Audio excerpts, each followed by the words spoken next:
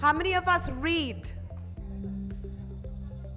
Okay, if you're readers, and if you have anything to do with literature or mythology, you're in for a big surprise, because we have in the house somebody very special. You know him, you've read his books, and we are going to present to you somebody who sold 4 million copies worldwide in 19 languages. He's known as India's first literary pop star. I don't hear any noise. I don't think you're ready for him. A unique combination of crackling storytelling, religious symbolism, and profound philosophies. Ladies and gentlemen, please join me in welcoming none other than Amish Tripathi.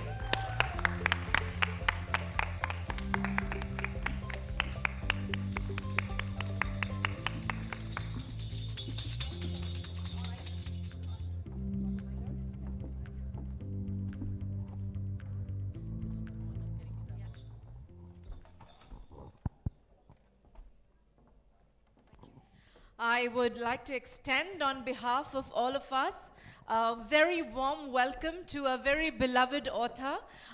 Nowadays, with Netflix, and we had so many sessions on digital and everything, we do something called binge watching, right? You know what that is? You see a web serial and you just watch it till you end all the episodes.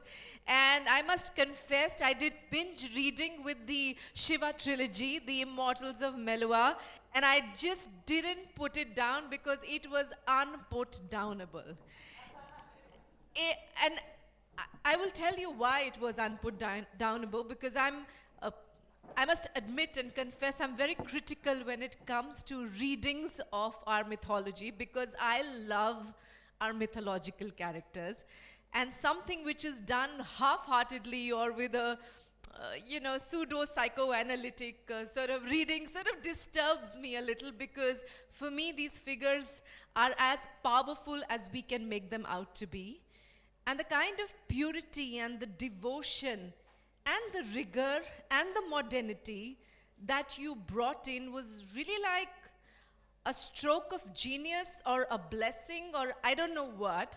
So I will leave it to you to explain your process and what do you pour into those words, what do you pour into those books. That is like, to use a word in Hindi, like amritam. Okay, this is probably one of the most embarrassing introductions I've ever received. Thank you so much. I think the words are too kind, but I'm not complaining. I wish I could give a kind of nice, organized answer to my writing process. I am an MBA, and I'd worked for 14 years in banking, so you'd think I should be able to make a nice kind of strategy presentation on how you should write. But if my MBA life and my banking life was a complete, left-brained, rational, logical activity, my writing life is completely right-brained, and it's much more instinctive. I cannot truly explain how the words flow. One of the things that I do believe is that if a good meal has to be created, you need the ingredients for that meal. If you want to cook paneer mughlai, then you better have some paneer first of all, because it's difficult to cook paneer mughlai without paneer. So if you want to write on, say, a mythology or spirituality, you must have knowledge of that area. So you must read a lot and feeling, yes, and the knowledge of a devotee is different from the knowledge of an analyst, right? And I grew up in an atmosphere where I learnt a lot from my family. So I'd read a lot and that kind of helped, but how all that knowledge got converted into a story is Lord Shiva's blessings, man. I cannot explain how the story comes. All I know is what the key is to open that story. So the key is music for me. So I need to listen to music while writing. The words don't matter as much as the mood of the music. Okay, So if I'm writing a war scene, then the music needs to be rousing and aggressive and just kind of just get me into that mood, and then the words flow. And the second key that I need is cream biscuits. So I eat a lot of cream biscuits while writing. So many of my readers... Cream biscuit cream biscuits, entrepreneurs, yes, you have a that's the brand key. ambassador here. That is the key. And in fact, many of my readers know this, and at many lit fests, actually I have readers come with packets of cream biscuits that take this and write quicker.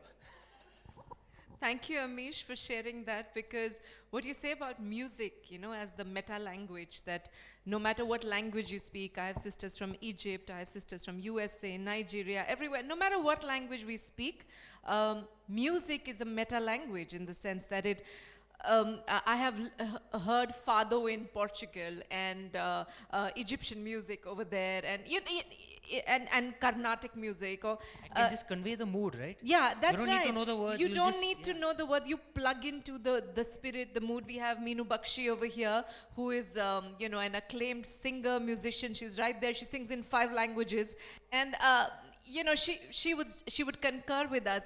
And music in India has also been seen as a ladder to the spiritual worlds, the Gandharvas, right?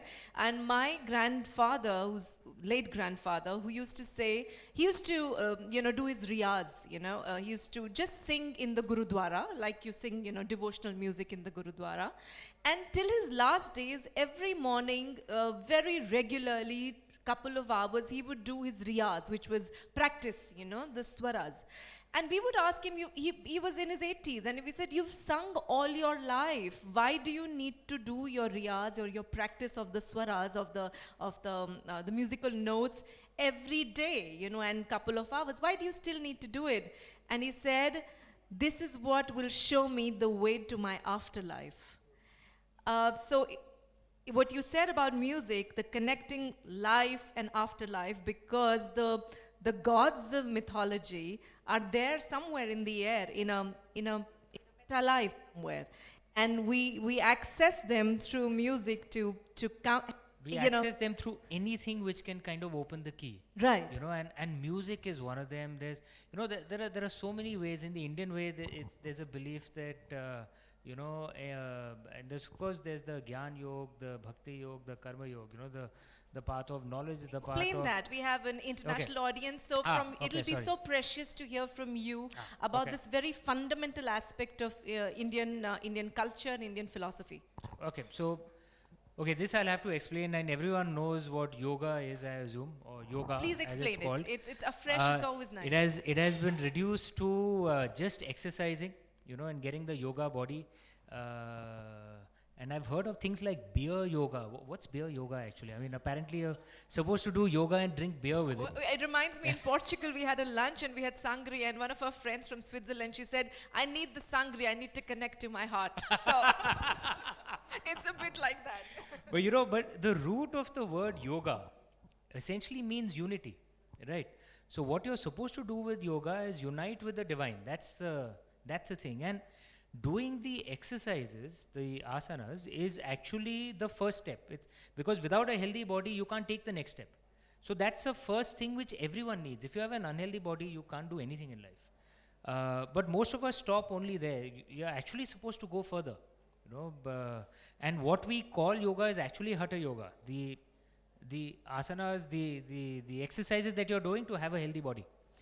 And then beyond that, you can take various routes. You can take the Gyan Yoga route, which is the path of knowledge to find unity with divine. You can the Karma Yoga route, which is the path of action. The Bhakti Yoga route, which is the path of love, right? And many of them have different ways, you know. So, and the arts work wonderfully with the path of Bhakti, right? With the path of love, because that's a path of emotions. And, you know, so it's not just music, it's painting, it's sculpting, it's cooking, it's everything that kind of gives you that joy, that rasa of life. You know, often religion is thought as something that is supposed to be kind of strict, and, you know, you're supposed to be dry and sober. No, that's not the approach to the divine. In the Bhakti Yoga, you're supposed to enjoy all the rasas of life, right? And which includes music too.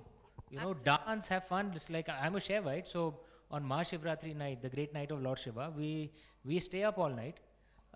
We chant, of course, we sing, we dance, we drink bhang. Bhang is, for those who are not Indian, it's the Indian style of marijuana actually. So you're supposed to kind of just enjoy the pleasures of life, and through that connect to Lord Shiva.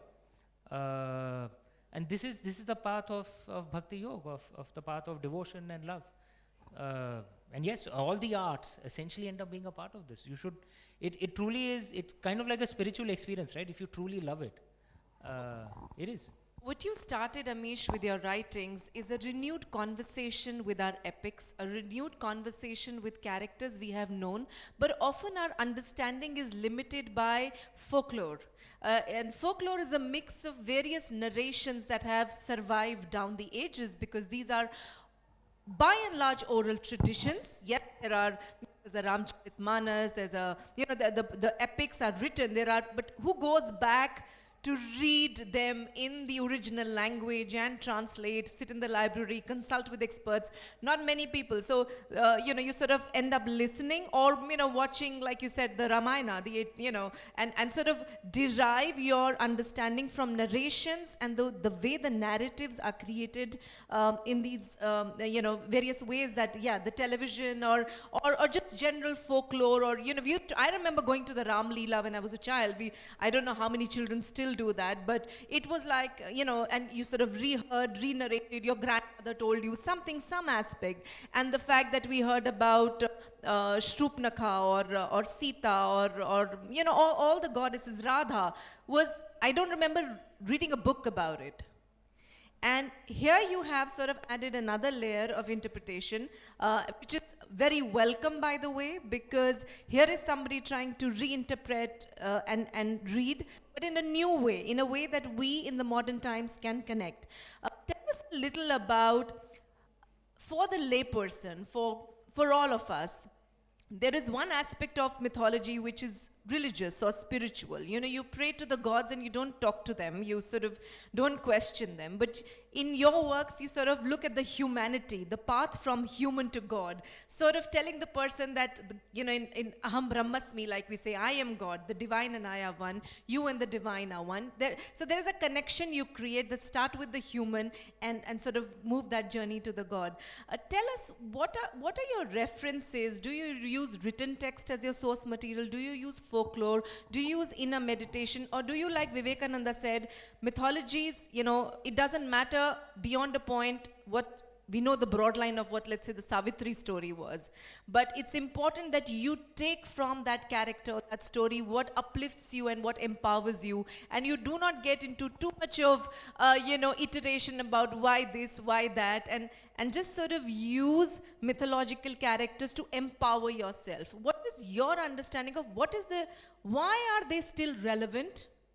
And when you write about them, what do you seek in the sources to recreate them? What is your mission in a way? What is your vision in a way when you write? What do you want to do with it? So there's a lot over there. You can see I'm very passionate. No, so clearly. But you're a writer, so you're a thinker, so you'll sort of get it.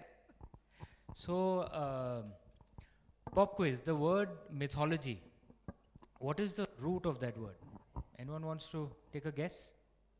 What's the root of the English word mythology? Sorry? Mythos. Yeah, applause for her. It's a Greek word called mythos.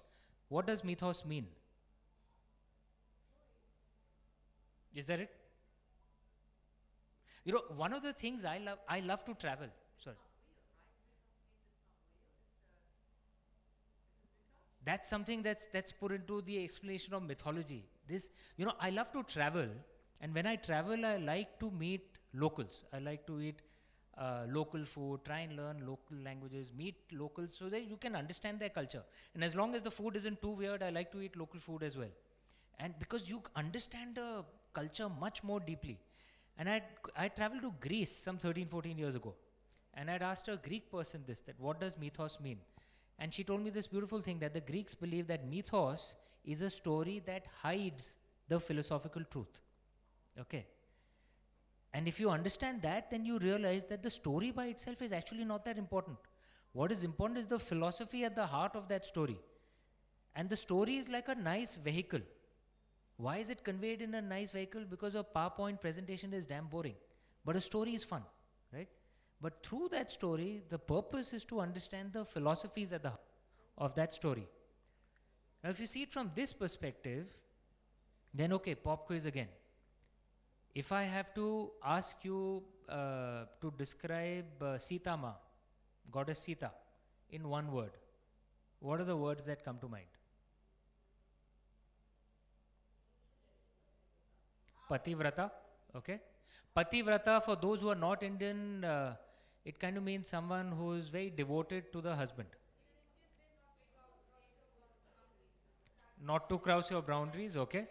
Matlab not to cross the Lakshman Rekha, yeah, okay. Okay, she said another way to describe goddess Sita is one of the most respected goddesses in the Indian tradition. She is from the Ramayana. So she said one of the images that come immediately to mind is that she not crossing boundaries, not crossing the Lakshman Rekha. Okay. Sorry. Unfairly treated. Okay. Sorry. Pure like fire. Okay. Nice. Rescued by Lord Hanuman. Okay. Sorry? Sacrifice. Faithful. Faithful. Okay. Decisive. I like that. Okay. Okay. Okay. But if I am going to use one word, okay, tell me if that word occurs in your mind for Sita Ma. Warrior. And I'm not meaning warrior by the mind. Warrior as in someone who will kill the person who hurts her. Does that come in your mind? From these things? No, it doesn't come. Why does it not? And this is what I want to ask you, that because for most of us, Indians of our generation and many people abroad as well, the impression of Sita Ma is defined by a television serial of the 1980s. There is a version of the Ramayana called the Adbhut Ramayana, which is also credited to Valmiki ji. Who's the original author of the Ramayana? Valmiki ji. He's the original writer of the Ramayana. There's a version of the Ramayana called the Adbhut Ramayana credited to Valmiki ji, in which the main Ravan, the elder Ravan, is not killed by Lord Ram. He's killed by Sita Ma. When she takes a true form as Ma Kali, she's a warrior in that version. How come we don't know about this? This was very popular in ancient times. Why don't we know this version? Why don't we? You mentioned a point that Sita Ma will not cross the boundary, right? Not cross Lakshman Rekha, correct? Pop quiz once again.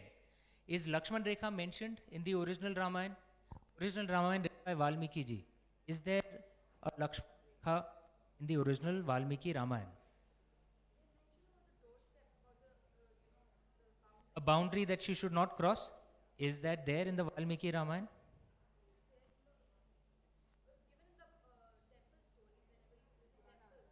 You know, the conception that we have of the Lakshman Rekha, where Lord Lakshman took that arrow and drew a line, and Sita Ma is not supposed to cross that, yeah, that's in a 1980s television serial. That is not there in the original Valmiki Ramayana. The original Valmiki Ramayana has no mention of any Lakshman Rekha. There is no Lakshman Rekha in the original Valmiki Ramayana. No boundary that she's not supposed to cross. It's not there. Where does it emerge for the first time? In the Ramcharitmanas, which was written in the 16th century. Tulsidas ji's Ramcharitmanas. When India was under attack, it was a slightly different country. And there also, it is not described like Lord Lakshman doing that. Even there it's not described that way. And yet so many of us Indians believe that Lakshman Rekha is actually there in the Ramayana. It wasn't there in the original Valmiki Ramayana. Now the point I'm coming back to is this, that if you want to speak the philosophies of respecting women, and you can use the stories which are our own stories from the ancient past, the original stories which we have forgotten, won't we have a good impact? Won't we actually be able to cause social change? And this is one of the things that drives me, that try and bring back Our ancient culture was actually deeply respectful of women, deeply respectful, which is our most ancient scripture in India. What's the name?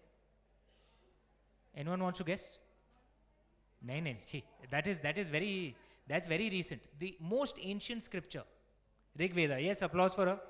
Rig Veda is our most ancient scripture. The Rig Veda is a collection of hymns written by the equivalents of prophets and messiahs. Correct? Because they were those who connected with the divine and wrote hymns for us, normal people, to read and understand. Correct? So essentially, Rig Veda is the words of prophets and messiahs. There are hymns, many hymns in the Rig Veda written by Rishikas, women rishis. Indian had women prophets and messiahs in ancient times. Maharishika Maitreyi, Maharishika Gargi, Maharishika Indrani. How many of you have heard these names? There are idiots today who say women should not read the scriptures. I always tell them, you moron, women wrote the scriptures 5,000 years ago. But how many of us know this? Yeah, applause for that, please. But how many of us even know this? How many of us are taught these things? And if you're not taught these things, then we believe the philosophies that the television serials tell us. No, a woman's place is, is she supposed to be here and a man is supposed to be there. That's not what our ancient way tells us. And if we use these stories to fight for equality between men and women, won't we have a greater chance of success? I think that was so beautifully explained. We started this session, 9 o'clock in the morning. And Bindu, are you here? Bindu said that, why Is Bindu here? No? Okay. She's left, okay. Remember Bindu said Bindu, shame on you. Bindu said that she works with Intact. She's a conservationist, heritage conservationist. And she said what keeps us back, women still tied down, is this mindset of placing really unfathomable expectations of women. And the word she used was, people still say, like Sati Savitri. Now, when she said that it sort of keeps her down, I was thinking those are exactly the words that keep me up. To me, Savitri is like the most powerful phenomenon. Savitri is a woman who fought the god of death. So that's for what her I'm husband. saying. But for the she's a very powerful woman. Exactly. But Yeah. I am the sort of the initiated in the sense I'm very passionate. I worship these women in a way. I've written a book on them. I love the work that you do. But generally for women, I think she was voicing a slice of truth that this is sort of something that you're placing too many expectations of me, from a very patriarchal mindset. Be chaste like a woman, don't cross the Lakshman Rekha, be a Sati Savitri, so there's a question of reading of these what philosophies are you vehicle? As I said, there is no Lakshman Rekha in the Correct. Valmiki Ramayana. So it is not there. Sorry?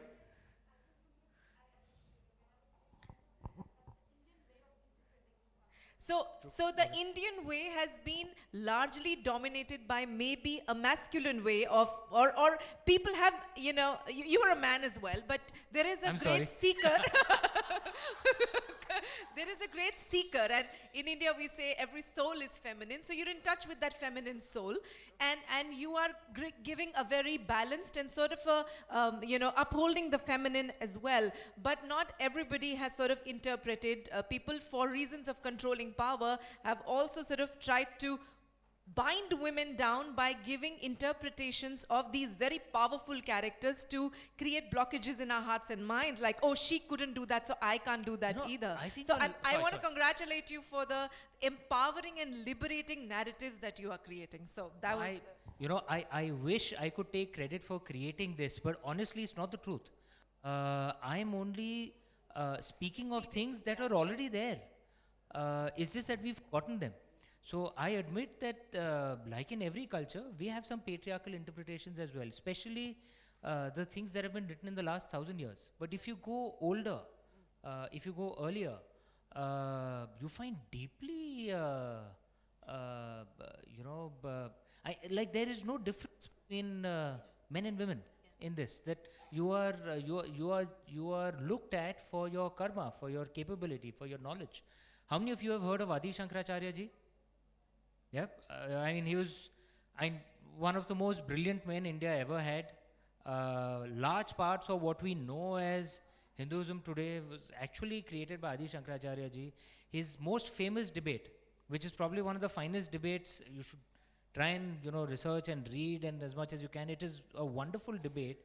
His debate with Mandana Mohan, okay, and that was done, I believe, in Ujjain. I'm talking about 1300 years ago, right? And it was one of the finest debates ever.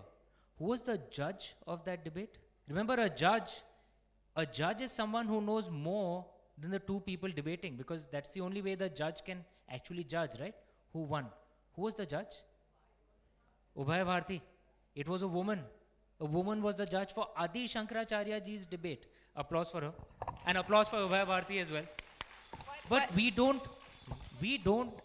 and these interpretations are there. We don't have to make them up. We just have to reach out into the past and just bring them here and get people to get to know them. We want to thank you for doing that for all of us. Thank you. One of our ancient scriptures says that the gods abandon the land where women are not respected. So if we want India to do well, it's our patriotic duty to find equality. Thank you. Just tell us a little about, first you wrote the trilogy about Shiva, and then you have now are writing about Sita Ma. Tell us a little about the shift from Lord Shiva to Sita Ma. What made you shift? Like, of course you are looking for something new to write, but what made you decide that you're going to write about this? Was it because she was misunderstood? Or was it because she was inspiring for you to, re-narrate? Yeah, what I'm writing right now is the Ramchandra series, and 2 books of that have come out, Ram Sign of Vishwaku and Sita Warrior of Mithila. And the 3rd book of that, which is based on Ravan, who we are told is the greatest villain ever. That 3rd book will release soon. I'm close to finishing it. So one way of looking at the Ramchandra series is that it's a 1400-year prequel to the events of the Shiva trilogy. So if Shiva trilogy is about the destruction of Meluha, then Ramchandra series is about the creation of Meluha. That's one way of looking at it. But I think the trigger to write this was actually at a lit fest where I was answering some questions, and after that someone came and spoke to me and was speaking of Lord Ram and Goddess Sita, and was speaking in a way that I thought was unfortunate. It's like the message of their lives had been lost in some way.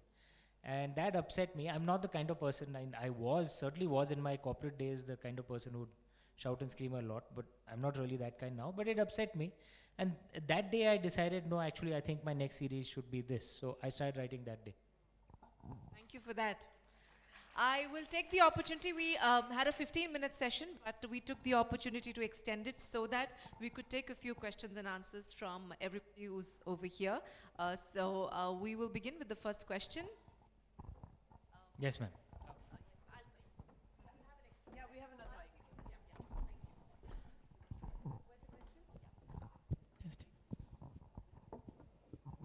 Hello, I'm Lamia Hayat from Kuwait. I'm Yes, a ma'am. biochemist, but I'm very much interested in culture studies.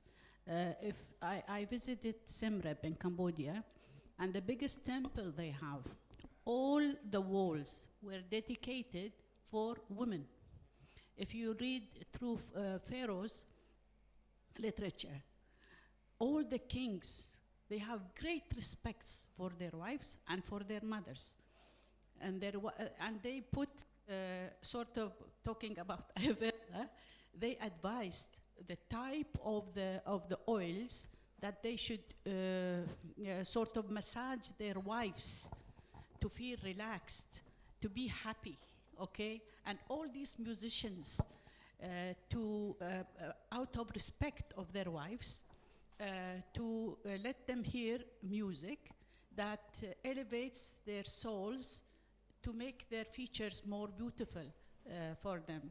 So I don't understand in the modern world, why did we shift, from these pharaohs and from the Buddhism that they have great respect for a woman to gender, what we are discussing at the moment, the gender gap, and not allowing the opportunity for a woman to be in her place as before.